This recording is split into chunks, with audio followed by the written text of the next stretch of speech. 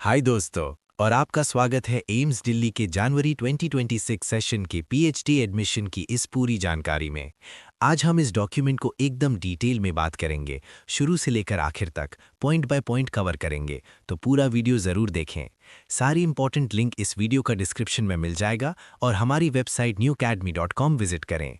अगर आपको ये इन्फॉर्मेशन यूज़फुल लग रही है तो वीडियो को लाइक करना ना भूलें, चैनल को सब्सक्राइब या फॉलो करें, नोटिफिकेशन बेल को ऑन करें, कमेंट करके बताएं और अपने दोस्तों के साथ ज़रूर शेयर करें। चलिए शुरू करते हैं। डॉक्यूमेंट की शुरुआत में कुछ बहुत ही इंपॉर्टेंट वार्निंग्स हैं, कृपया ध्यान दीजिए। Application fee debit card, credit card या नेट बैंकिंग से पे करने के बाद आप अपना नाम, date of birth, community, department और पीडब्ल्यूबीडी स्टेटस में कोई भी अमेंडमेंट, रेक्टिफिकेशन, चेंज या एडिटिंग नहीं कर सकते, और जो भी इमेजेस आपने अपलोड कर दी हैं वो बाद में चेंज नहीं की जा सकती। ऑनलाइन रजिस्ट्रेशन में दूसरे चेंजेस जैसे नेशनैलिटी, स्पॉन्सर्ड से जनरल या जनरल से स्पॉन्सर्ड में चेंज भी अलाउड नहीं है। इस मामले में कोई और कॉरेस्पॉन्डेंस नहीं की जाएगी। अगर कोई कैंडिडेट रिक्वायर्ड डॉक्यूमेंट्स अपलोड करना भूल जाता है या फिर इनवैलिड फोटो, सिग्नेचर या थंब इम्प्रेशन अपलोड कर देता है तो बाद में उन्हें अपलोड या करेक्ट करने का कोई एडिशनल मौका नहीं दिया जाएगा। अब हम एग्जामिनेशन शेड्यूल की तरफ बढ़ते हैं। पहला पॉइंट है एप्लीकेशन का स्टेटस और रिजेक्टेड एप्लीकेशन का रीज़न। एप्लीकेंट्स को 30 जनवरी 2026 फ्राइडे को लॉगिन करके अपने माई पेज पर रजिस्ट्रेशन स्टेटस चेक करना होगा। दूसरा point, ministry of health and family welfare government of India के लिए फॉरेन नेशनल को पीएचडी एंट्रेंस एग्जामिनेशन के लिए नो ऑब्जेक्शन की अप्रूवल भेजने की लास्ट डेट है 30 जनवरी 2026 फ्राइडे शाम 5 बजे तक। तीसरा पॉइंट, नंबर 4 है सेंटर्स फाइनलाइज करने और रोल नंबर्स या एडमिट कार्ड वेबसाइट पर अलॉट करने की तिथि है 4 फरवरी 2026 वेंसडे। पांचवा point, written test computer based test यानी सीबीटी ऑनलाइन मोड से होगा 7 फरवरी 2026 सैटरडे को। छठा पॉइंट, रिजल्ट डिक्लेयर करने की एक्सपेक्टेड डेट है 17 फरवरी 2026 ट्यूसडे। सातवां पॉइंट, डिपार्टमेंटल असेसमेंट होगा 24 और 25 फरवरी 2026 ट्यूसडे और वेंसडे को। आठवां पॉइंट, फाइनल रिजल्ट आएगा 3 मार्च 2026 ट्यूसडे को। नवा पॉइंट, पीएचडी प्रोग्राम में ज्वाइन करने की लास्ट डेट है 31 मार्च 2026 ट्यूसडे। आपके क्वेरीज के क्विक रिड्रेसल के लिए आप अपने क्रेडेंशियल से लॉगिन करके रेज अ क्वेरी लिंक पर क्लिक कर सकते हैं। रिजल्ट्स पीएचडी प्रोग्राम के लिए वेबसाइट www.aimsexams.ac.in पर अवेलेबल होंगे। इंडिविजुअल कैंडिडेट का रिजल्ट टेलीफोन पर नहीं बताया जाएगा। आपसे निवेदन है कि आप एग्जामिनेशन सेक्शन को कॉल ना करें, लेकिन एडमिशन प्रोसेस खत्म होने के बाद आप इंडिविजुअल रिजल्ट चेक कर सकते हैं। एप्लीकेशन फ़ी की बात करें तो जनरल या ओबीसी कैटेगरी के लिए है ₹2000 plus transaction charges, SC ST या ईडब्ल्यूएस कैटेगरी के लिए है ₹1600 plus transaction charges. PWBD candidates किसी भी फीस से एग्जेम्प्टेड हैं। पेमेंट का मोड है डेबिट कार्ड, क्रेडिट कार्ड या नेट बैंकिंग। सभी एप्लीकेंट से अनुरोध है कि ऑनलाइन रजिस्ट्रेशन शुरू करने से पहले प्रोस्पेक्टस और हेल्प मैनुअल को ध्यान से पढ़ें और इंश्योर करें कि कोई भी कॉलम खाली ना रहे। अगर एप्लीकेशन फॉर्म रिजेक्ट हो जाता है तो किसी भी कॉरेस्पॉन्डेंस या रिकंसिडरेशन की रिक्वेस्ट पर ध्यान नहीं दिया जाएगा। एप्लीकेंट से यह भी अनुरोध है कि रजिस्ट्रेशन फॉर्म को डाउनलोड करके उसका प्रिंट ले लें और एडमिशन प्रोसेस खत्म होने तक उसका एक कॉपी अपने पास रखें। Latest notification, announcement, addendum, dedendum, corrigendum या लेटेस्ट अपडेट्स के लिए www.aimsexams.ac.in पर रेगुलर विजिट करते रहें। अब हम एग्जामिनेशन पैटर्न के समरी की तरफ आते हैं। एग्जामिनेशन का मोड है कंप्यूटर बेस्ड टेस्ट यानी सीबीटी ऑनलाइन।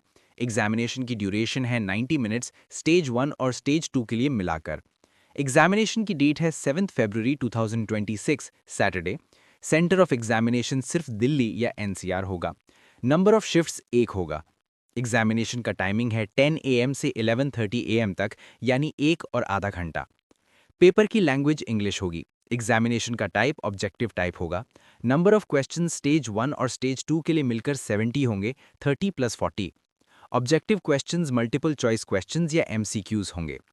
क्वेश्चंस का डिस्ट्रीब्यूशन मेडिकल, डेंटल या नर्सिंग कैंडिडेट्स के लिए एप्टीट्यूड रिलेटेड कवरिंग इंग्लिश के 30 क्वेश्चंस और सब्जेक्ट रिलेटेड के 40 क्वेश्चंस। नॉन मेडिकल कैंडिडेट्स के लिए एप्टीट्यूड रिलेटेड कवरिंग इंग्लिश के 30 क्वेश्चंस और सब्जेक्ट रिलेटेड के 40 questions. Marking scheme, correct answer के लिए 1 मार्क या +1, इनकरेक्ट आंसर के लिए -1/3 या -1/3, अनआंसर्ड या मार्क्ड फॉर रिव्यू के लिए 0 mark. Method of cut off, stage 3 के लिए एलिजिबल होने के लिए कैंडिडेट को स्टेज 1 और स्टेज 2 कंबाइंड में कम से कम 35 मार्क्स लाने होंगे। स्पेशल वेटेज, जिसका प्रोस्पेक्टस में वर्णन है, सिर्फ उन्हीं कैंडिडेट्स के लिए ऐड किया जाएगा जो स्टेज 1 और स्टेज 2 कंबाइंड में कम से कम 35 मार्क्स स्कोर करते हैं और स्टेज 3 के लिए एलिजिबल होते हैं। टाई रिजॉल्व करने का मेथड। टाई केसेस को एज या डेट ऑफ बर्थ के हिसाब से रिजॉल्व किया जाएगा। जिस कैंडिडेट की उम्र ज़्यादा होगी उसे प्रेफरेंस दी जाएगी। जो कैंडिडेट्स एक से ज़्यादा सब्जेक्ट्स के लिए अपीयर हो रहे हैं उनके लिए नीचे दिए गए पॉइंट्स अप्लाई होंगे।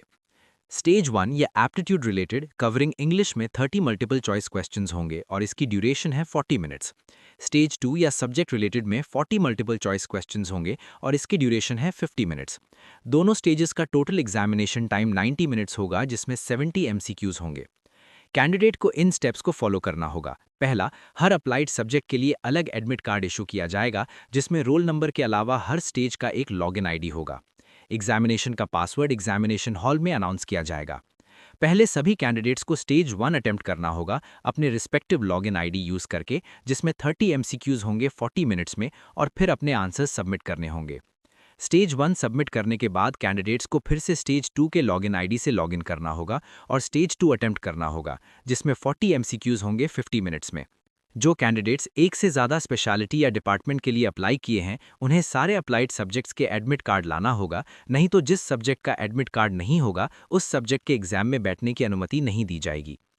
एक से ज़्यादा स्पेशलिटी के लिए अप्लाई करने वालों को ज़रूरी है कि एग्जामिनेशन से पहले दिन एडवांस नोटिस में बताएं अगर उन्हें अलग अलग सब्जेक्ट्स के लिए स्टेज 1 के लिए डिफरेंट लॉगिन आईडी वाले एडमिट कार्ड्स मिले हैं या अलग एग्जामिनेशन सेंटर एलोकेट हुआ है।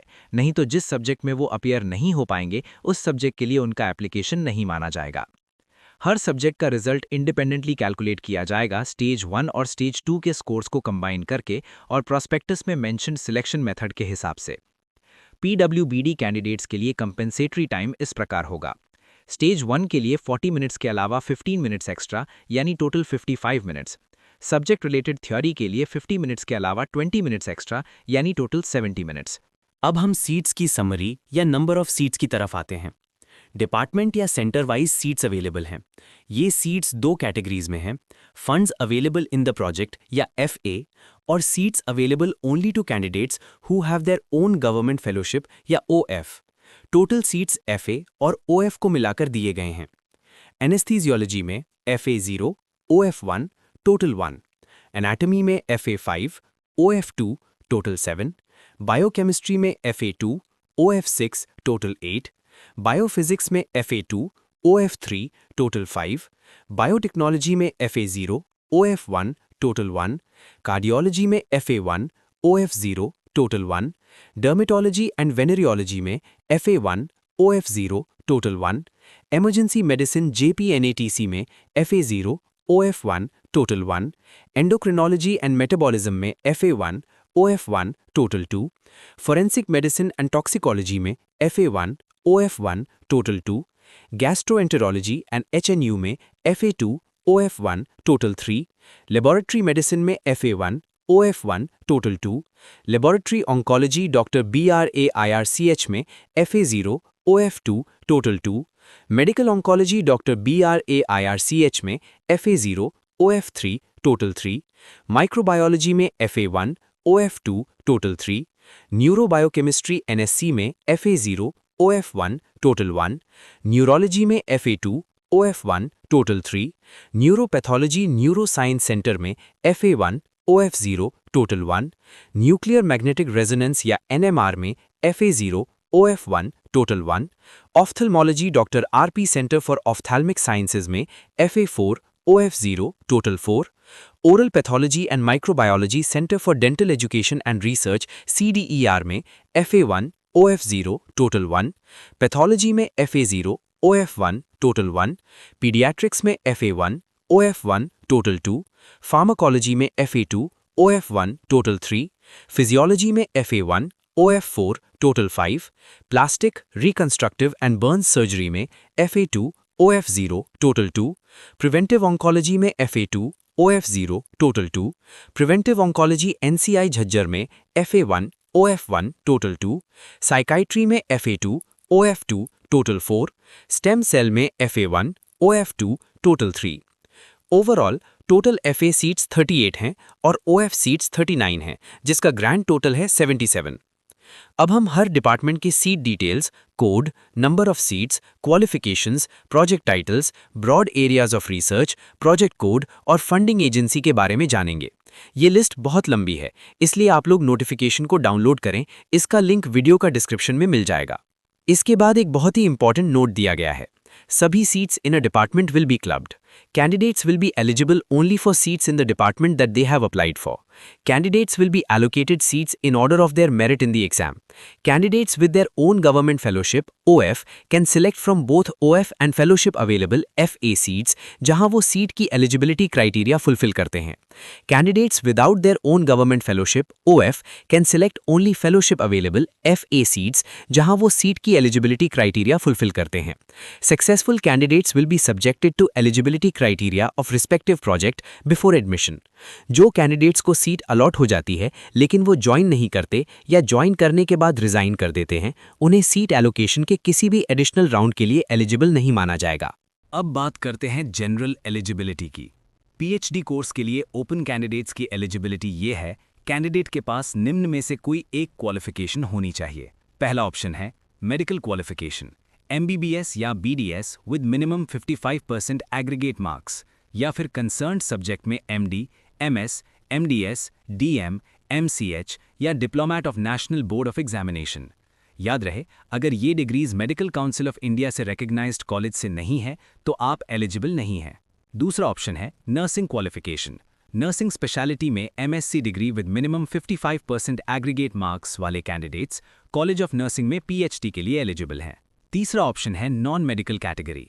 इसके लिए एलिजिबिलिटी है इंडियन यूनिवर्सिटी से मास्टर्स डिग्री 2 इयर्स कोर्स जो प्रोजेक्ट की रिक्वायरमेंट के हिसाब से हो। एक बहुत इंपॉर्टेंट क्लैरिफिकेशन, प्रोस्पेक्टस में हर डिपार्टमेंट के हर सीट के अगेंस्ट जो डिग्रीज लिस्टेड हैं उनके अलावा किसी और डिग्री को कंसिडर नहीं किया जाएगा। किसी भी कैंडिडेट की सिमिलैरिटी या इक्विवेलेंस की क्लेम नहीं सुनी जाएगी। अगर कोई कैंडिडेट प्रिस्क्राइब्ड एलिजिबिलिटी के अलावा किसी और डिग्री के साथ अप्लाई करता है तो उसकी एप्लीकेशन कैंसिल कर दी जाएगी। नॉन मेडिकल क्वालिफिकेशन कैटेगरी में MSc नर्सिंग को छोड़कर MTech डिग्री, BAMS और BHMS वाले कैंडिडेट्स एलिजिबल हैं। नॉन मेडिकल कैटेगरी के कैंडिडेट्स को लास्ट एलिजिबिलिटी एग्जामिनेशन में कम से कम 60% मार्क्स चाहिए। ये भी याद रहे, डिस्टेंस लर्निंग कोर्स से की गई मास्टर्स डिग्री एलिजिबल नहीं है। अब नॉन मेडिकल कैंडिडेट्स के लिए कुछ स्पेशल वेटेज है। अगर आपने नीचे listed national entrance tests qualify किए हैं जो कि एक फेलोशिप अवार्ड करते हैं तो आपको एंट्रेंस एग्जाम में स्पेशल वेटेज दी जाएगी। ऐसे कैंडिडेट्स को ओन फेलोशिप यानी OF कैटेगरी में अप्लाई करना होगा और ऑनलाइन फॉर्म में क्वालिफाइंग फेलोशिप का प्रूफ अपलोड करना होगा। ये टेस्ट्स हैं joint CSIR UGC NET for JRF, ICMR JRF, DBT JRF, NBHM screening test. इस स्पेशल वेटेज के लिए चारों क्राइटेरिया फुलफिल होने चाहिए। पहला, ऊपर लिस्टेड नेशनल एंट्रेंस टेस्ट्स का रिजल्ट जनवरी 2024 और जनवरी 2026 जो कि एप्लीकेशन की लास्ट डेट है के बीच में डिक्लेयर हुआ होना चाहिए। दूसरा, फेलोशिप का अवार्ड इन्हीं टेस्ट्स के रिजल्ट पर बेस्ड होना चाहिए। तीसरा, फेलोशिप एम्स न्यू दिल्ली में टेनेबल होनी चाहिए। चौथा, फेलोशिप के अवार्ड की लेटर एप्लीकेशन फॉर्म के साथ अपलोड करनी होगी। सिर्फ टेस्ट पास करने का प्रूफ एक्सेप्टेबल नहीं है। OF सीट्स के लिए एलिजिबिलिटी, इसके लिए कैंडिडेट को ऊपर दिए गए स्पेशल वेटेज वाले क्राइटेरिया फुलफिल करने होंगे या फिर वो इन सर्विस या स्पॉन्सर्ड कैंडिडेट होंगे जो अपनी सैलरी या स्टाइपेंड स्पॉन्सरिंग या पेरेंट ऑर्गेनाइजेशन से रिसीव करेंगे। अब कुछ इंपॉर्टेंट नोट्स पर चलते हैं। नोट 1, NOC या नो ऑब्जेक्शन सर्टिफिकेट। अगर आप गवर्नमेंट, सेमी या quasi government, PSUs, autonomous bodies या गवर्नमेंट फंडेड इंस्टीट्यूशन में काम करते हैं तो ऑनलाइन पोर्टल पर प्रेजेंट एम्प्लॉयर से NOC अपलोड करना मैंडेटरी है, नहीं तो आपकी कैंडिडेचर एग्जाम देने के लिए अलाउ नहीं की जाएगी। इसके अलावा डॉक्यूमेंट वेरिफिकेशन के टाइम पर ओरिजिनल NOC प्रोड्यूस करना भी ज़रूरी है। नोट 2, जो कैंडिडेट्स ऑनलाइन एप्लीकेशन की लास्ट डेट यानी 26 जनवरी 2026 तक अपनी रिक्विजिट क्वालिफिकेशन और डिग्री कंप्लीट कर लेंगे वो भी अप्लाई कर सकते हैं। ऐसे कैंडिडेट्स को कॉलेज या यूनिवर्सिटी के लेटर हेड पर एक सर्टिफिकेट सबमिट करना होगा जिसको रजिस्ट्रार, डीन या प्रिंसिपल ने साइन और स्टैंप किया हो, ये कंफर्म करते हुए कि कैंडिडेट 26 जनवरी 2026 तक एलिजिबिलिटी क्वालिफिकेशन कंप्लीट कर लेगा। ये रूल ओन फेलोशिप क्लेम करने पर लागू नहीं होता। उसके लिए प्रूफ लास्ट डेट से पहले सबमिट करना ही होगा। नोट 3, जो कैंडिडेट्स ऑनलाइन एप्लीकेशन की लास्ट डेट के बाद अपनी क्वालिफिकेशन कंप्लीट करेंगे वो इस एग्जाम के लिए एलिजिबल नहीं है। नोट 4, रिक्विजिट क्वालिफिकेशन कंप्लीट करने का मतलब ये है कि क्वालिफाइंग एग्जाम का final result specified last date से पहले डिक्लेयर हो चुका होना चाहिए। नोट 5, एम्स फैकल्टी या साइंटिफिक स्टाफ के एप्लीकेंट्स पीएचडी रजिस्ट्रेशन के लिए इन सर्विस कैंडिडेट्स की तरह कंसिडर किए जाएंगे। नोट 6, एक कैंडिडेट सिर्फ 3 स्पेशलिटीज या डिपार्टमेंट्स के लिए ही एप्लीकेशन सबमिट कर सकता है। अब बात करते हैं ड्यूरेशन ऑफ द कोर्स की। कोर्स की ड्यूरेशन रजिस्ट्रेशन से थीसिस सबमिशन तक का पीरियड है। मिनिमम रजिस्ट्रेशन पीरियड सभी कैंडिडेट्स के लिए 3 साल है। मैक्सिमम पीरियड 5 साल से एक्सीड नहीं करनी चाहिए। डीन कमेटी की रिकमेंडेशन और डीन या डायरेक्टर की फाइनल अप्रूवल से 5 साल के पीरियड के बाद मैक्सिमम 6 महीने का एक्सटेंशन दिया जा सकता है। इसके बाद 5 साल 6 महीने से ज़्यादा का extension academic committee highly exceptional circumstances में, जैसे मेडिकल एग्जिजेंसीज या नेचुरल कैलामिटीज़ के लिए दे सकती है, मैक्सिमम 6 महीने के लिए। ये एक्सटेंशन रेट्रोस्पेक्टिवली नहीं दिया जाएगा। पीएचडी स्टूडेंट का चीफ गाइड एकेडमिक कमेटी को डिले का क्लियर रीजन देना होगा और केस प्रेजेंट करना होगा। अगर 6 साल के बाद भी ऊपर बताई गई जस्टिफाइबल रीजंस के बिना एक्सटेंशन चाहिए तो कैंडिडेट की पीएचडी रजिस्ट्रेशन कैंसिल कर दी जाएगी। मैक्सिमम 5 साल और अप्रूवल के बाद एक्सटेंशन मिलने पर 5 साल 6 महीने या एक्सेप्शनल सर्कमस्टांसेस में एकेडमिक कमेटी की प्रायर अप्रूवल से 6 साल के अंदर थीसिस सबमिट नहीं की गई तो पीएचडी रजिस्ट्रेशन कैंसिल हो जाएगी। सिलेक्शन का मेथड अब समझते हैं। पीएचडी रजिस्ट्रेशन के लिए सिलेक्शन 3 स्टेज परफॉर्मेंस इवैल्यूएशन से होगा, स्टेज 1 और स्टेज 2। स्टेज 1 में होंगे 30 मार्क्स के 30 एमसीक्यूज जो कि एप्टीट्यूड रिलेटेड होंगे, जैसे इंग्लिश रिटन और verbal skills, biostatistics, research methodology, cell biology, lab technology वगैरह। स्टेज 2 में होंगे 40 मार्क्स के 40 एमसीक्यूज जो कि सब्जेक्ट रिलेटेड थ्योरी बेस्ड होंगे, MD, MS, MDS, MSc entrance level के। स्टेज 1 और 2 के टोटल होंगे 70 मार्क्स और टोटल ड्यूरेशन होगा 90 मिनट्स। स्टेज 3 के लिए एलिजिबिलिटी, कैंडिडेट्स को स्टेज 1 और 2 मिलाकर कम से कम 35 मार्क्स स्कोर करने होंगे। अब स्पेशल वेटेज की बात करते हैं। मेडिकल, डेंटल या नर्सिंग कैंडिडेट्स के लिए अगर वो स्टेज 3 के लिए एलिजिबल हैं और उनके पास मेडिकल डिग्री जैसे MBBS, BDS, MDS, DNB, MD, MS, DM, MCH या एमएससी नर्सिंग या इक्विवेलेंट है तो उनके स्टेज 1 और 2 के टोटल स्कोर में 10 मार्क्स ऐड कर दिए जाएंगे। नॉन मेडिकल कैंडिडेट्स के लिए अगर वो स्टेज 3 के लिए एलिजिबल हैं और उन्होंने पिछले 2 साल यानी जनवरी 2024 से जनवरी 2026 के बीच कोई एक नेशनल एंट्रेंस टेस्ट क्वालिफाई किया है जो कि एम्स न्यू दिल्ली में टेनेबल फेलोशिप अवार्ड करता है तो उनकी स्टेज 1 और 2 के टोटल स्कोर में 10 मार्क्स ऐड होंगे। ये टेस्ट्स हैं joint CSIR UGC NET for JRF, ICMR JRF, DBT JRF, NBHM screening test.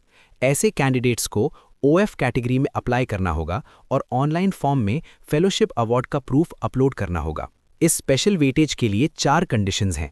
पहला, टेस्ट का रिजल्ट जनवरी 2024 और जनवरी 2026 के बीच डिक्लेयर हुआ हो। दूसरा, फेलोशिप का अवार्ड टेस्ट के रिजल्ट पर बेस्ड हो। तीसरा, फेलोशिप एम्स न्यू दिल्ली में टेनेबल हो। चौथा, फेलोशिप अवार्ड की लेटर एप्लीकेशन फॉर्म के साथ अपलोड हो। सिर्फ टेस्ट पास करने का प्रूफ काम नहीं आएगा। Notice regarding uploaded valid national entrance test award letters for special weightage. जो कैंडिडेट्स 10 मार्क्स के स्पेशल वेटेज के लिए valid national entrance test award letters upload करेंगे उनकी लिस्ट ऑफिशियल वेबसाइट aimsexams.ac.in पर स्टेज 1 और 2 के रिजल्ट्स डिक्लेयर होने से पहले अपलोड कर दी जाएगी। याद रहे, valid award letter application form fill करते वक्त अपलोड करना मैंडेटरी है। अगर अपलोडेड डॉक्यूमेंट इनकरेक्ट, इनकम्प्लीट या इनवैलिड निकला तो स्पेशल वेटेज क्लेम रिजेक्ट कर दिया जाएगा। स्टेज 3, स्टेज 1, 2 और स्पेशल वेटेज के मार्क्स मिलाने के बाद जितनी सीट्स एक डिपार्टमेंट में एडवर्टाइज्ड हैं उसके 3 गुने कैंडिडेट्स को डिपार्टमेंटल क्लिनिकल, प्रैक्टिकल या लेबोरेटरी बेस्ड असेसमेंट के लिए बुलाया जाएगा जिसके 20 मार्क्स होंगे। ये मार्क्स स्टेज 1, 2 और स्पेशल वेटेज के मार्क्स में ऐड होकर फाइनल टोटल मार्क्स तय करेंगे। फाइनल रिजल्ट, जो candidate stage 1, 2 including special weightage और स्टेज 3 मिलाकर 50% मार्क्स यानी 50 आउट ऑफ 100 सिक्योर करेंगे वो एडमिशन के लिए एलिजिबल होंगे और फाइनल मेरिट लिस्ट में शामिल किए जाएंगे। अगर बाद में पता चले कि स्पेशल वेटेज के लिए दिए गए डॉक्यूमेंट्स एलिजिबल नहीं थे तो स्पेशल वेटेज के मार्क्स वापस ले लिए जाएंगे और फाइनल रिजल्ट दोबारा कैलकुलेट किया जाएगा। सीट एलोकेशन का प्रोसेस, एक डिपार्टमेंट की सारी सीट्स क्लब्ड की जाएंगी। कैंडिडेट सिर्फ उसी डिपार्टमेंट की सीट्स के लिए एलिजिबल होंगे जिसके लिए उन्होंने अप्लाई किया है। सीट्स एंट्रेंस एग्जाम के मेरिट के ऑर्डर में अलॉट की जाएंगी। जो कैंडिडेट्स अपने साथ ओन गवर्नमेंट फेलोशिप या ओएफ लेकर आएंगे वो ओएफ और फेलोशिप अवेलेबल यानी एफए दोनों तरह की सीट्स में से सिलेक्ट कर सकते हैं, जब तक वो सीट की एलिजिबिलिटी क्राइटेरिया फुलफिल करते हों। जो कैंडिडेट्स अपने साथ फेलोशिप नहीं ला रहे वो सिर्फ फेलोशिप अवेलेबल एफए सीट्स ही सिलेक्ट कर सकते हैं। और याद रहे, जो कैंडिडेट सीट अलॉट होने के बाद ज्वाइन नहीं करता या ज्वाइन करके रिजाइन कर देता है वो किसी भी एडिशनल राउंड के लिए एलिजिबल नहीं रहेगा। एग्जामिनेशन दिल्ली या एनसीआर में ऑनलाइन सीबीटी मोड से कंडक्ट होगी। स्टेज 1 और 2 की इवैल्यूएशन प्रोसीजर। हर एक सही एमसीक्यू आंसर के लिए 1 मार्क मिलेगा। हर गलत आंसर के लिए 1/3 नेगेटिव मार्क यानी -1/3 मार्क कटेंगे। अगर एक क्वेश्चन के लिए 1 से ज़्यादा आंसर मार्क किए तो उसे गलत आंसर माना जाएगा और नेगेटिव मार्किंग होगी। जो क्वेश्चंस आंसर्ड नहीं हैं या रिव्यू के लिए मार्क किए हैं उनके 0 मार्क्स हैं। एग्जाम के दौरान क्वेश्चंस के टेक्निकल एस्पेक्ट पर कोई क्लैरिफिकेशन नहीं दी जाएगी।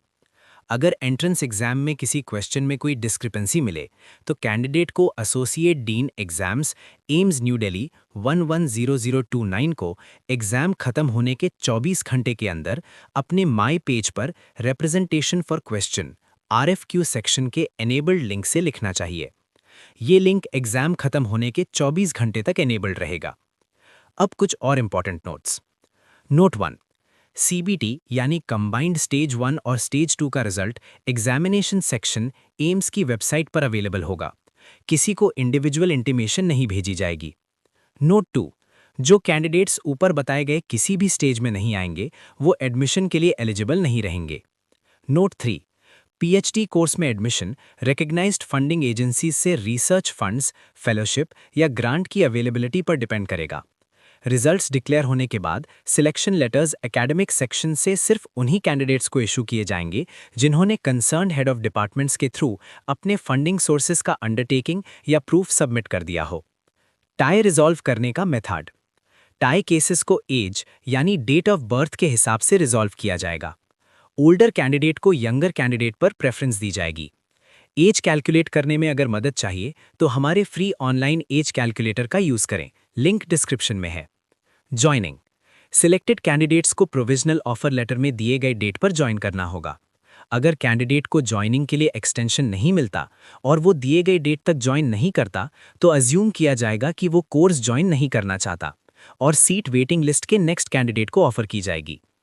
एक बहुत ही इंपॉर्टेंट पॉइंट, अगर सिलेक्टेड कैंडिडेट्स 31 मार्च 2026 तक जनवरी सेशन के लिए ज्वाइन नहीं करते तो PhD सीट्स लैप्स हो जाएंगी। 31 मार्च 2026 के बाद किसी को जनवरी सेशन के लिए ज्वाइन नहीं करने दिया जाएगा। In service candidates non medical के लिए रूल्स जो कि सिर्फ एम्स एम्प्लॉयज पर लागू हैं, उनके लिए सिलेक्शन एम्स न्यू दिल्ली के रूल्स के हिसाब से होगा। PhD स्टूडेंट्स के लीव्स एंड अदर रूल्स। हर साल 30 दिन के लीव के लिए एलिजिबल हैं। अगर एक साल में 30 दिन से ज्यादा लीव लेते हैं तो extended period extra ordinary leave EOL माना जाएगा और उसी ड्यूरेशन के लिए उनकी मिनिमम रजिस्ट्रेशन एक्सटेंड हो जाएगी। लेकिन पूरे 5 साल की रजिस्ट्रेशन पीरियड में एक्स्ट्रा ऑर्डिनरी लीव 3 महीने से ज्यादा नहीं हो सकती। अगर 3 महीने से ज्यादा का एक्सटेंशन चाहिए तो रजिस्ट्रेशन कैंसिल हो सकती है। फीमेल कैंडिडेट्स मटर्निटी लीव के लिए एलिजिबल हैं। अगर चीफ गाइड कैंडिडेट को स्पेसिफिक ट्रेनिंग या प्रोजेक्ट रिलेटेड वर्क के लिए एम्स के बाहर इंडिया या अब्रॉड रेकमेंड करते हैं तो वो लीव्स ऑन ड्यूटी या स्टडी लीव मानी जाएंगी। पूरे रजिस्ट्रेशन पीरियड में स्टडी लीव 6 महीने से ज्यादा नहीं हो सकती। इस ट्रेनिंग या वर्क के लिए एक्सेप्टेंस का प्रूफ सबमिट करना होगा और वापस आने पर ट्रेनिंग या वर्क का रिपोर्ट कैंडिडेट को चीफ गाइड के थ्रू डीन को सबमिट करना होगा। अब PhD प्रोग्राम एग्जामिनेशंस के लिए important instructions for filling the online application form. Candidates को स्टिपुलेटेड टाइम के अंदर online application form carefully fill करना होगा। फॉर्म फिलिंग से रिलेटेड कोई क्वेरी है तो अपने डैशबोर्ड से ही रेज करें। पेमेंट से पहले चेक करें कि सारी डिटेल्स और अपलोडेड डॉक्यूमेंट्स सही और प्रॉस्पेक्टस के मुताबिक हैं। इनकरेक्टली फिल्ड या इनकम्प्लीट फॉर्म रिजेक्ट हो सकती है। Online registration and submission of application form. Application online ही सबमिट करनी है वेबसाइट aimsexams.ac.in पर अवेलेबल प्रिस्क्राइब्ड फॉर्मेट में। एप्लीकेशन फॉर्म की कॉस्ट, जो कि नॉन रिफंडेबल है, एंट्रेंस एग्जामिनेशन की फ़ी इंक्लूड करती है। Online registration. Mandatory details fill करें, प्रिस्क्राइब्ड फी डेबिट, क्रेडिट या नेट बैंकिंग से डिपॉजिट करें। फीस सबमिट करने के बाद step by step required information fill करें। इंस्ट्रक्शंस को केयरफुली फॉलो करें। कैंडिडेट की रिस्पॉन्सिबिलिटी है कि रजिस्ट्रेशन फॉर्म में करेक्ट डिटेल्स फिल करें। गलत इन्फॉर्मेशन की वजह से कैंडिडेचर कैंसिल होने पर इंस्टीट्यूट रिस्पॉन्सिबल नहीं होगा। एक से ज़्यादा यानी 3 से ज़्यादा एप्लीकेशंस रजिस्टर नहीं करनी चाहिए। फोटो, सिग्नेचर और लेफ्ट थंब इम्प्रेशन प्रोस्पेक्टस में दिए गए इंस्ट्रक्शंस के मुताबिक अपलोड करना होगा, नहीं तो एप्लीकेशन रिजेक्ट हो सकती है। डुप्लीकेट एप्लीकेशन सभी एप्लीकेशंस की कैंसिलेशन का कारण बनेंगी। ऐसे समरी रिजेक्शंस की कोई इंटीमेशन नहीं दी जाएगी। Status of online registration. Successful online registration की एक्नॉलेजमेंट एप्लीकेंट के रजिस्टर्ड ईमेल आईडी पर भेजी जाएगी। रजिस्ट्रेशन फॉर्म, अपलोडेड इमेजेस और एलिजिबिलिटी के लिए अंडर रिव्यू रहेगी। कैंडिडेट्स ऑनलाइन रजिस्ट्रेशन के 2 वर्किंग डेज के अंदर अपनी अपलोडेड इमेजेस की स्टेटस चेक कर सकते हैं। रजिस्ट्रेशन ओपन रहने तक रिजेक्टेड इमेजेस को अपडेट किया जा सकता है। फाइनल स्टेटस रजिस्ट्रेशन फॉर्म की इमेजेस और एलिजिबिलिटी की और एडमिट कार्ड की एम्स वेबसाइट aimsexams.ac.in पर important dates at a glance में मेंशन्ड शेड्यूल के मुताबिक अवेलेबल होगी। एक्सेप्टेड रजिस्ट्रेशन फॉर्म का एडमिट कार्ड सिर्फ वेबसाइट पर ही अपलोड होगा। अगर स्टेटस वेबसाइट पर नहीं दिख रही तो कैंडिडेट को रेज अ क्वेरी लिंक के थ्रू जो आपके माई पेज पर अवेलेबल है, अपना नाम, कैंडिडेट आईडी, सब्जेक्ट अप्लाइड और रजिस्ट्रेशन फॉर्म की डिटेल्स के साथ कंसर्न रेज करना चाहिए। Documents to be attached with registration form. Generally कोई डॉक्यूमेंट अटैच करने की ज़रूरत नहीं है, सिर्फ नीचे दिए केसेस में। पहला, स्पॉन्सर्ड कैंडिडेट्स और फॉरेन नेशनल्स के लिए। स्पॉन्सर्ड कैंडिडेट के लिए प्रोस्पेक्टस में प्रिस्क्राइब्ड फॉर्मेट में स्पॉन्सरशिप सर्टिफिकेट कॉम्पिटेंट अथॉरिटी से साइंड और फॉरेन नेशनल के लिए ministry of health and family welfare से एनओसी। इन डॉक्यूमेंट्स को अलग एनवलप में assistant controller examination section AIIMS Ansari Nagar Nai Delhi 110029 को भेजना होगा। एनवलप और डॉक्यूमेंट्स पर अपना रजिस्ट्रेशन नंबर और कोर्स या डिसिप्लिन का नाम लिखना होगा। दूसरा, नॉन मेडिकल कैंडिडेट्स जो ओएफ कैटेगरी में अप्लाई कर रहे हैं उनको एलिजिबल फेलोशिप के अवार्ड का प्रूफ अपलोड करना होगा। तीसरा, जो कैंडिडेट्स स्टेज 1 और 2 क्वालिफाई करते हैं और डिपार्टमेंटल असेसमेंट के लिए बुलाए जाते हैं, उनको वेबसाइट पर स्टेज 1 और 2 के रिजल्ट में mentioned educational qualifications, marks, date of birth, category, experience वगैरह के सपोर्ट में अपने सर्टिफिकेट्स या डॉक्यूमेंट्स के सेल्फ अटेस्टेड या अटेस्टेड कॉपीज अपलोड करने होंगे। हर सर्टिफिकेट के फर्स्ट पेज के टॉप पर अपना कैंडिडेट आईडी, रोल नंबर और कंसर्न डिपार्टमेंट लिखना होगा। अगर कैंडिडेट ये डॉक्यूमेंट सबमिट नहीं करता तो उसकी कैंडिडेचर कैंसिल हो जाएगी। Submission of application by candidates who are employed. जो कैंडिडेट्स एम्प्लॉयड हैं उनको अपनी एप्लीकेशन प्रॉपर चैनल से सबमिट करनी होगी। डाउनलोड की गई रजिस्ट्रेशन फॉर्म की कॉपी पर ये अंडरटेकिंग भी साइन करनी होगी कि उन्होंने अपने एम्प्लॉयर को एम्स में एप्लीकेशन सबमिट करने के बारे में इन्फॉर्म कर दिया है। अगर उनके डिपार्टमेंट या ऑफिस से परमिशन ना देने का कोई कम्युनिकेशन आता है तो कैंडिडेचर या एडमिशन कैंसिल हो जाएगा। Requirements for admission of sponsored candidates. Permanent employees of central या state government, armed forces, public sector undertaking या autonomous body को ही sponsor किया जा सकता है। सारे eligible sponsored candidates को entrance test के लिए बुलाया जाएगा। Prospectus में दिखाई गई seats sponsored candidates के लिए available हैं, उन्हें trainees कहा जाएगा। Sponsorship form में subject clear specify करना होगा, सिर्फ एक subject के लिए ही sponsorship दी जा सकती है। इंस्टीट्यूट ट्रेनिंग पीरियड में कोई इमोल्यूमेंट नहीं देगा, स्पॉन्सरिंग अथॉरिटी की रिस्पॉन्सिबिलिटी होगी। स्पॉन्सरशिप सर्टिफिकेट ओरिजिनल में असिस्टेंट कंट्रोलर एग्जामिनेशंस को भेजना होगा लास्ट डेट ऑफ रजिस्ट्रेशन से पहले, नहीं तो candidature cancel. Requirements for admission of foreign nationals या overseas citizens of India OCI।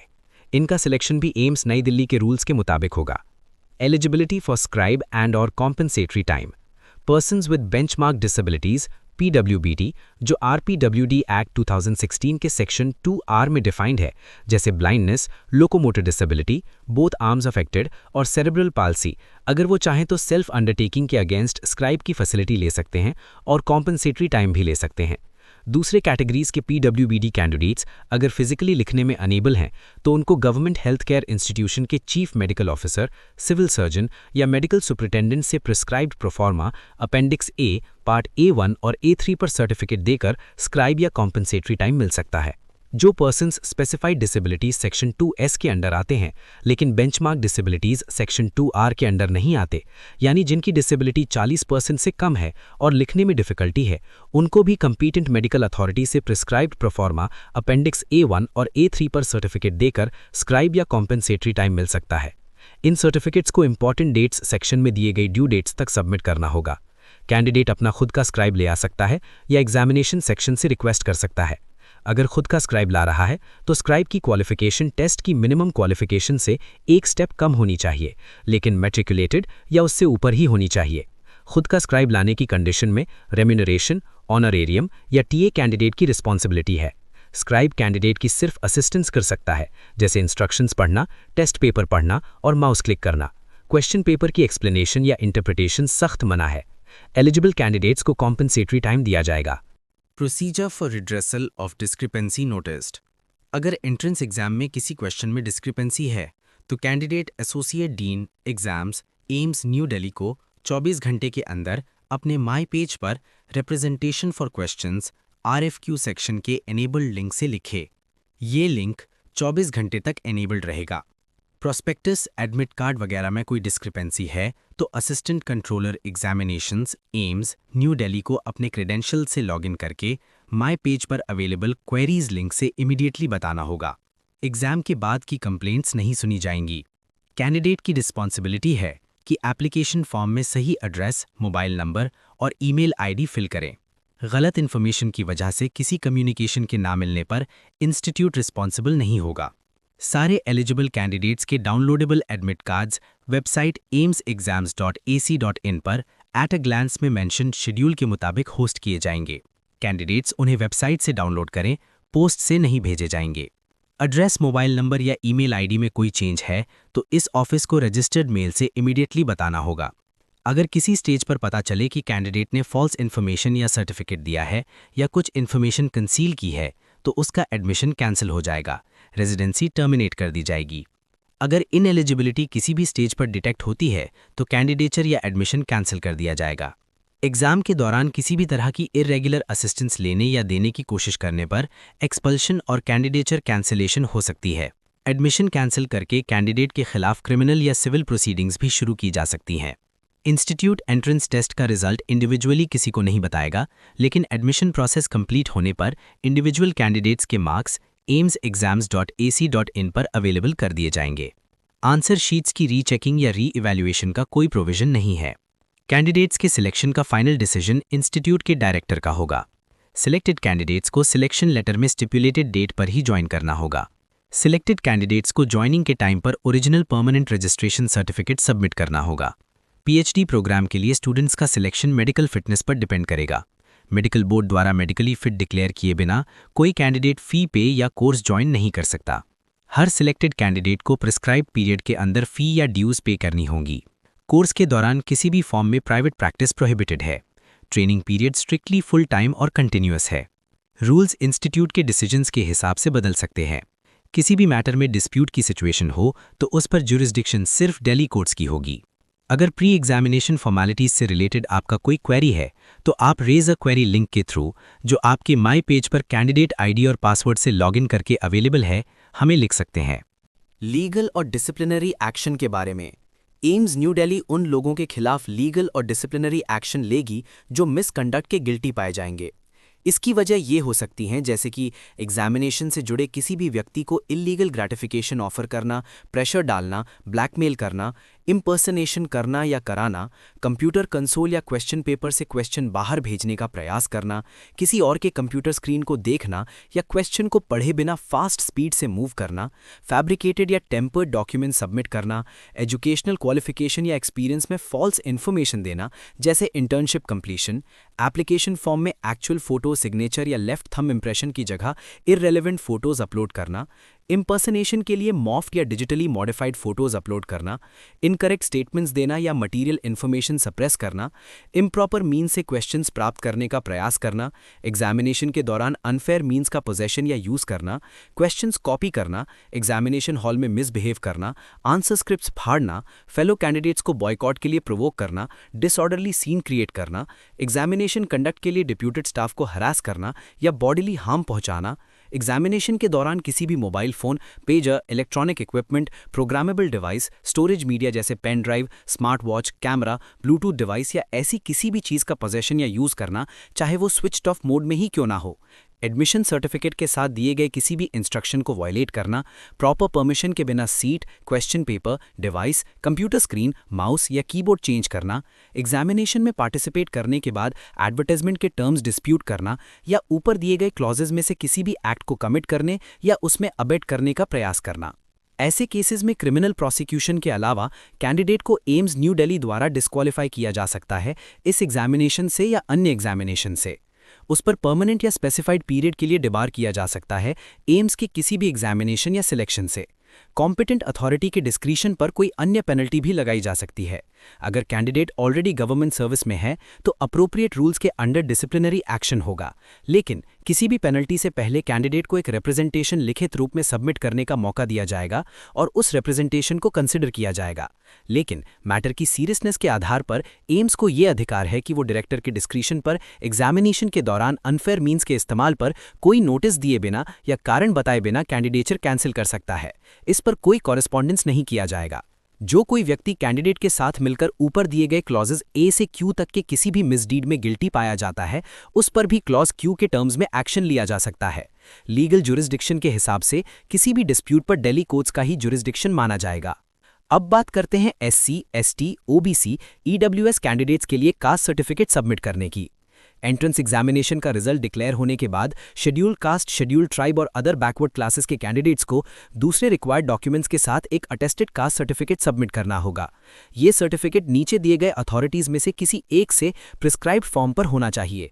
District magistrate, additional district magistrate, collector, deputy commissioner, additional deputy commissioner, deputy collector, first class stipendiary magistrate, city magistrate, sub divisional magistrate, taluka magistrate, extra assistant commissioner, chief presidency magistrate, additional chief presidency magistrate, presidency magistrate, tehsildar से कम rank का नहीं हो ऐसा revenue officer या फिर area का sub divisional officer जहां कैंडिडेट और उसका फैमिली नॉर्मली रहता है, या फिर administrator, secretary to administrator, development officer, Lakshadweep island जैसे कॉन्स्टिट्यूशन में ऑथराइज्ड अथॉरिटी। कैंडिडेट को अपनी कास्ट के इफेक्ट में एक अंडरटेकिंग सबमिट करनी होगी। अगर कास्ट सर्टिफिकेट में कोई डिस्क्रिपेंसी पकड़ी जाती है तो रजिस्ट्रेशन कैंसिल हो जाएगी। ये ministry of personnel, public grievances and pensions के ऑर्डर नंबर 36033/4/97-est.res डेटेड 25 जुलाई 2003 और ऑर्डर नंबर 36011/3/2005-est.res डेटेड 9 सितंबर 2005 के प्रोविजंस के अनुसार है। कैंडिडेट्स याद रखें, किसी और पर्सन या अथॉरिटी का सर्टिफिकेट एक्सेप्ट नहीं किया जाएगा और इस रिगार्ड में कोई और कॉरेस्पॉन्डेंस नहीं किया जाएगा। सर्टिफिकेट पर ऑफिसर का नाम, डेजिग्नेशन और सील लेजिबल होना चाहिए। वैलिड सर्टिफिकेट या कार्ड को 1 अप्रैल 2025 से 23 जनवरी 2026 तक अपलोड करना होगा। OBC non creamy layer certificate की बात करें तो ओबीसी कैटेगरी से अप्लाई करने वाले कैंडिडेट्स को वैलिड कास्ट सर्टिफिकेट डीओपीटी के office memorandum number 36036/2/2013-ESTT.RES dated 30 मई 2014 और डीओपीटी के office memorandum number 36011/1/12-ESTT.RES dated 14 मार्च 2016 के फॉर्मेट पर प्रोड्यूस करना होगा। सर्टिफिकेट में एप्लीकेंट का non creamy layer status mention होना चाहिए, जो कि DOPT office memorandum number 36012/22/93-ESTT.SCT dated 15 नवंबर 1993 में मेंशन्ड अथॉरिटी द्वारा इशू किया गया हो। ओबीसी एप्लीकेंट्स जो नॉन क्रीमी लेयर से बिलोंग करते हैं और जिनकी caste central list of OBCs में है, जो ministry of social justice and empowerment द्वारा national commission for backward classes की रिकमेंडेशंस पर नोटिफाई की गई है, वेबसाइट ncbc.nic.in पर अवेलेबल है, वही ओबीसी कैटेगरी के अंडर एलिजिबल माने जाएंगे। DOPT office memorandum number 36036/2013-ESTT.RES-I dated 31 मार्च 2016 के अनुसार नॉन क्रीमी लेयर सर्टिफिकेट की वैलिडिटी फाइनेंशियल ईयर 2025-2026 के लिए होनी चाहिए। जो सर्टिफिकेट 1 अप्रैल 2025 से 23 जनवरी 2026 के बीच इशू हुआ हो। अगर एप्लीकेंट के पास रजिस्ट्रेशन के टाइम पर फाइनेंशियल ईयर 2025-2026 के लिए valid OBC non creamy layer certificate नहीं है, तो एप्लीकेंट को पहले इशू किया गया older OBC non creamy layer certificate renewal application की एक्नॉलेजमेंट स्लिप के साथ अपलोड करना होगा। लेकिन जब वैलिड सर्टिफिकेट सबमिट या अपलोड करने को कहा जाए तो एप्लीकेंट को ऊपर दिए गए डेट्स के अंदर फाइनेंशियल ईयर 2025-2026 के लिए एप्लीकेबल सर्टिफिकेट प्रोड्यूस करना होगा। अगर कोई एडिशनल सर्टिफिकेट है तो उसमें पहले इशू किए गए ओरिजिनल कास्ट सर्टिफिकेट का रेफरेंस होना चाहिए। EWS सर्टिफिकेट की बात करें तो EWS कैटेगरी के under advertised vacancies DOPT, ministry of personnel, public grievances and pension, government of India के office memorandum number 36039/1/2019-ESTT.RES dated 31 जनवरी 2019 के इंस्ट्रक्शंस के अनुसार हैं। EWS कैटेगरी में एप्लीकेशन कंपीटेंट अथॉरिटी द्वारा प्रिस्क्राइब्ड फॉर्मेट पर इशू किए गए इनकम एंड एसेट सर्टिफिकेट के सबमिशन पर और सर्टिफिकेट की जेन्युइननेस के वेरिफिकेशन पर कंसिडर की जाएगी। DOPT के office memorandum number 36039/1/2019-ESTT.RES dated 31 जनवरी 2019 के अनुसार सेंट्रल गवर्नमेंट में एम्प्लॉयमेंट के लिए प्रिस्क्राइब्ड फॉर्मेट पर इशू किया गया EWS सर्टिफिकेट जो फाइनेंशियल ईयर 2024-2025 की इनकम के आधार पर 1 अप्रैल 2025 से 23 जनवरी 2026 के बीच इशू किया गया हो और फाइनेंशियल ईयर 2025-2026 के लिए वैलिड हो, वैलिड माना जाएगा। रजिस्ट्रेशन में भरा गया डिटेल्स और बेसिक कैंडिडेट इन्फॉर्मेशन और एप्लीकेशन कंप्लीशन को एप्लीकेशन के क्लोजिंग डेट के बाद एडिट नहीं किया जा सकता। रजिस्ट्रेशन फी पेमेंट के बाद किसी भी सर्कमस्टेंस में कैटेगरी चेंज की अनुमति नहीं है। एप्लीकेशन कंप्लीशन का स्टेटस लॉगिन करने के बाद माई पेज पर डिस्प्ले होगा। अब फीस की बात करते हैं। एडमिशन के लिए सिलेक्ट हुए हर कैंडिडेट को नीचे दिए गए कोर्स ड्यूरेशन फीस और ड्यूज पे करने होंगे। रजिस्ट्रेशन फी 25 रुपीज़ है। PhD की ट्यूशन फी 720 रुपीज़ है जो 3 इयर्स के लिए है। PhD की लेबोरेटरी फी 120 रुपीज़ है 3 इयर्स के लिए।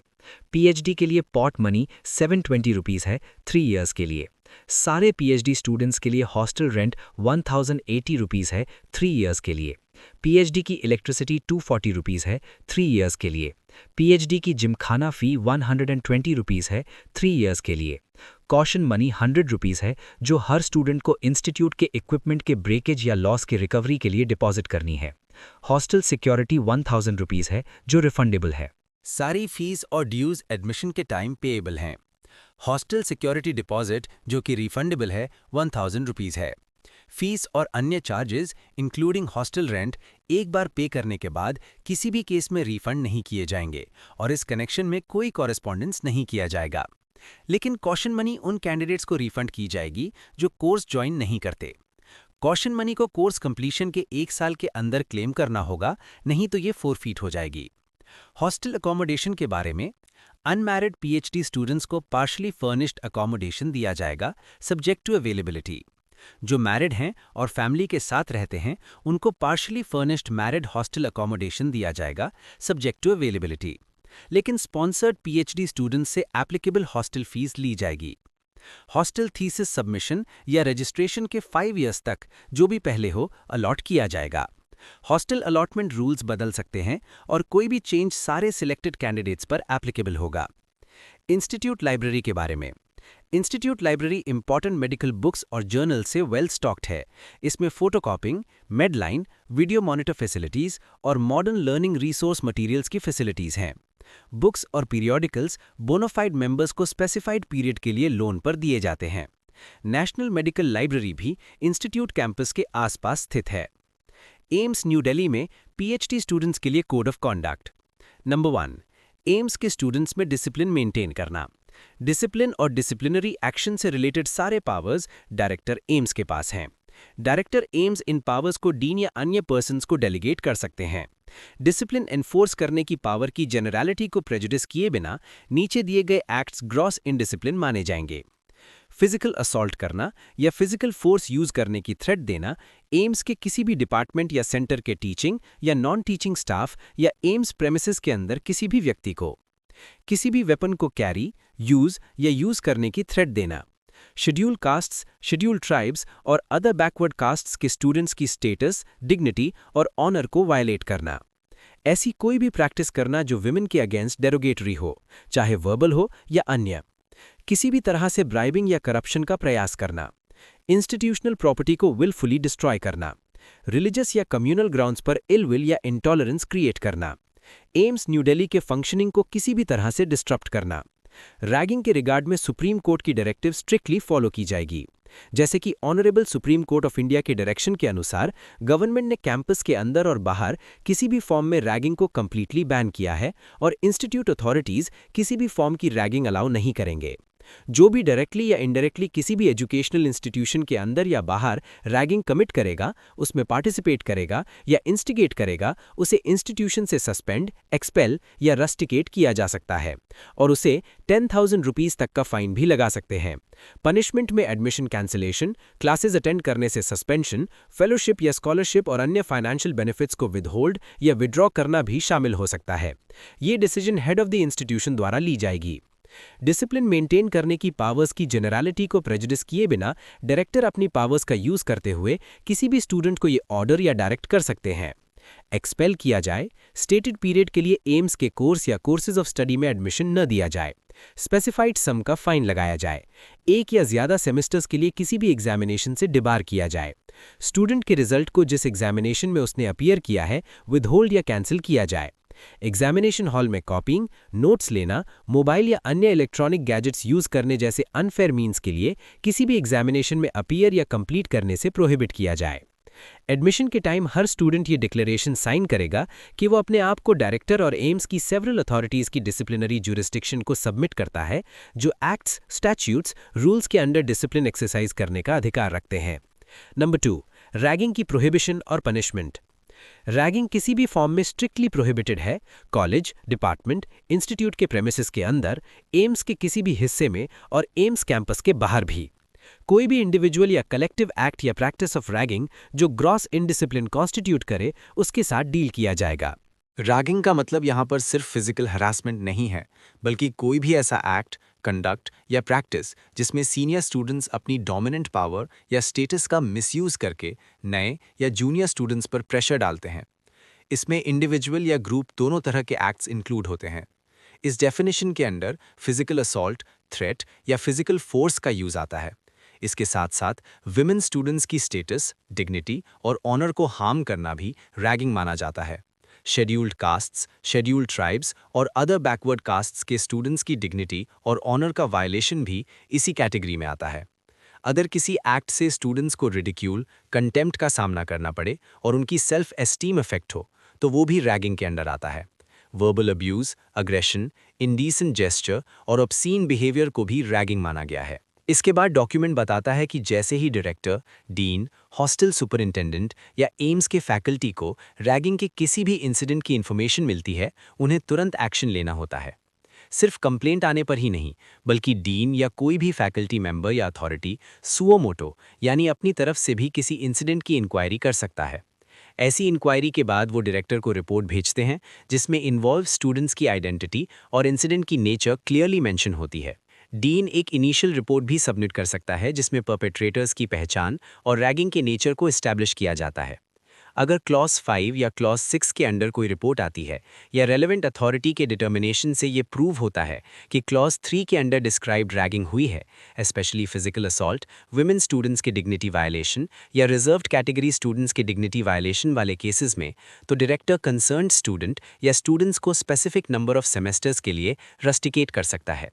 कुछ और केसेस में डायरेक्टर ये भी ऑर्डर दे सकता है कि स्टूडेंट को एक्सपेल कर दिया जाए या किसी स्टेटेड पीरियड के लिए एम्स के course of study, departmental examination के लिए एडमिट ना किया जाए। इसके अलावा एक या ज़्यादा सेमेस्टर्स के एग्जामिनेशन के रिजल्ट्स कैंसिल करने का भी प्रोविजन है। अगर ऐसा पाया जाता है कि एम्स से डिग्री ऑब्टेन कर चुके स्टूडेंट्स भी इन रूल्स के अंडर गिल्टी हैं, तो एम्स द्वारा दी गई डिग्री को विड्रॉ करने तक का एक्शन लिया जा सकता है।